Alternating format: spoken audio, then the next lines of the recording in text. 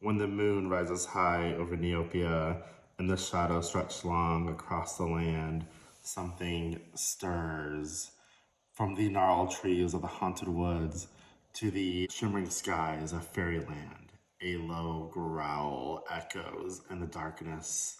His eyes glint with malice, his breath thick with menace, and his hands clutch the chilling clink of empty bottles.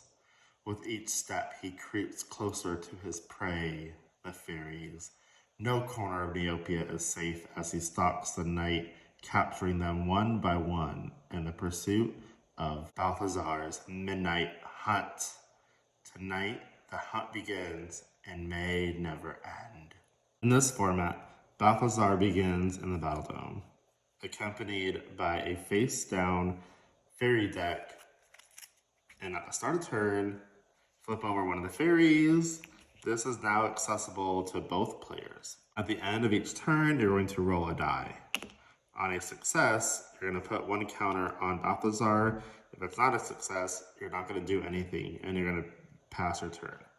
So you're going to keep going back and forth like normal until someone rolls a success, a 4, 5, or 6. If you do, put a counter on Bathazar. Keep going until there are 2 counters on Balthazar.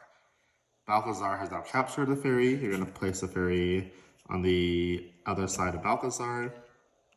Remove the 2 tokens, and then flip over the new Faerie. This is not going to be active for both players to use.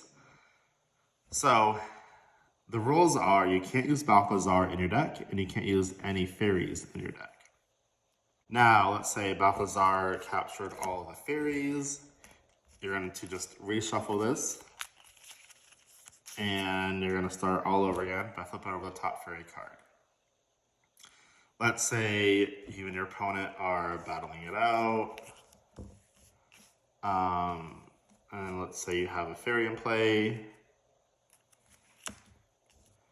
Let's say, I lost and my opponent won. You're still going to, because the game is, unless the game has completely ended, but if it's 0-1 or 1-1, you're still going to do this effect. So you're still going to roll a die. On a success, 4, 5, or 6, you'll put a count on him. On a 1, 2, or 3, you're not. And then you're going to choose your Neopet. So Bathazar always happens no matter what. Even if someone took the round, you still have to do Bathazar, unless again the game has ended. For my locals, I printed all of I proxied a lot of the Faeries because I wanted to have multiple sets of them, and I don't have multiple sets of like Fiora, Jadora. I also printed the new one too. I printed off Celia. So I'm interested to see how she will come into effect. So yeah, I'm kind of excited for this. I think it's going to be really fun. Oh, I did actually include Naya. So how I'm going to play with Naya is we don't normally run rainbow pets. So maybe if you know that Naya is going to be in this format, you might choose rainbow pets. So what I want to tell my group is you don't get the on-play effect. You can't search your deck for a paintbrush.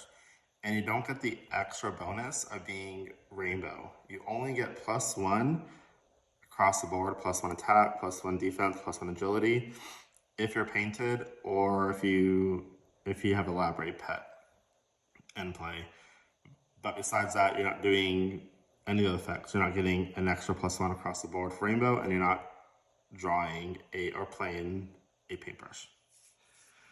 So yeah, I'm excited. I think this is going to be super fun. And if you are excited and want to see more of these little fun little formats, please stay tuned. I have so many more ideas that I want to implement, and I'm kind of waiting for Champions Meridol to release because Ooh, I got a really fun one for when it does get released.